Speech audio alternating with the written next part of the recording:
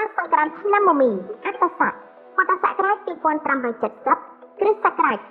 2026មហាសករាជ1948ចលសករាជ1388សុភមគ្គតវរៈមង្គលាជយាតិរិទ្ធព្រះពុទ្ធសករាជព្រះសាសនាអតិកន្តាកន្លងទៅហើយបាន2569ត្រឹមខែសុក្រ15កើតខែពិសាខលុះ10ខែសីមួយរោចខែពិសាខឆ្នាំមមីអត្តស័ក្តិតទៅចូលពុទ្ធសករាជ2570និងកណនីឆ្នាំមមីឥឡូវនេះសង្គ្រាមចូលនៅថ្ងៃអង្គារ12រោចខែចែកត្រូវនៅថ្ងៃទី14ខែមេសាគ្រិស្តសករាជ2026វេលាម៉ោង10:48នាទីព្រឹកពេលនោះព្រះអាទិត្យចេញពីមញរិស័យស្ថិតនៅឯមេសរិស័យតាមផ្លូវគោវិថីគឺផ្លូវកណ្ដាលមានទេវធីតាមួយព្រះអង្គជានិច្ចនិតិកាព្រះនាមរាជសាទេវីជារាជបុត្រីទី3នៃកបិលមហាព្រហ្មគង់នៅសកតមហារាជកាទ្រង់អង្គរពណ៌ខ្មៅលំអរនៅព្រះការដោយជាតិឈូសអភរណៈកាយមនោរាសាសហាត្រង់លោហិតឈាមព្រះហស្តកម្មត្រង់ធ្នូព្រះហស្តឆ្វេងត្រង់ត្រៃសូលត្រង់គង់ឈរបានប្រណិតនៅក្នុងមេណូម៉ៃซึ่ง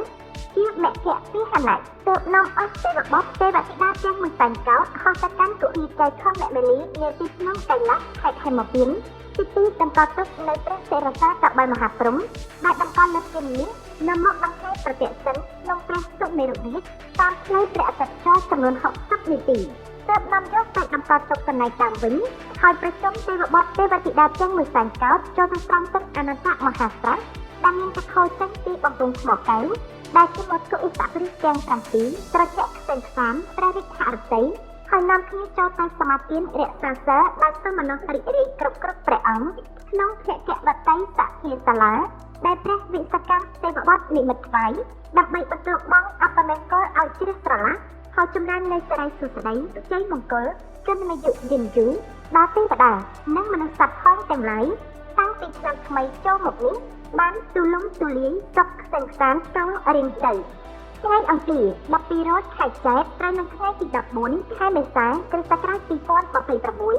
វេលាម៉ោង10:48នាទីព្រឹកជាថ្ងៃចូលឆ្នាំវរៈមហាសង្គ្រាមថ្ងៃពុធ13រោចខែចែកត្រូវនៅថ្ងៃទី15ខែមេសាគ្រិស្តសករាជ2026ជាវរៈវណ្ណបត្តិថ្ងៃប្រហោះ14រោចខែចែកត្រូវនៅថ្ងៃទី16ខែមេសាគ្រិស្តសករាជ2026វេលាម៉ោង14:40នាទី12វិនាទី